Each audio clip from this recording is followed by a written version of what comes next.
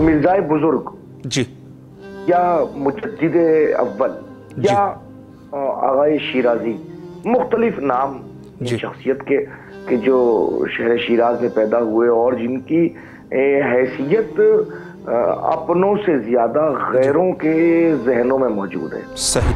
उन्होंने बहरहाल ये फतवा जिस वक्त सातिर किया, और जाहिर है कि ये भी एक यानी हमें मद्देनजर रखना चाहिए इस बात को कि ऐसा नहीं है कि एक ट्रायल था उनकी तरफ से कि चलो कह देते हैं लोग, देखते हैं क्या करेंगे। नहीं, उनको भी इस बात का एतमाद है कि जब हम खुदा के हुक्म को कह रहे हैं तो खुदा परस्त लोग, खुदा को मानने वाले लोग, वो जाहिर है कि इस हुक्म का इसलिए इनकार नहीं करेंगे कि ये हुक्म इलाही।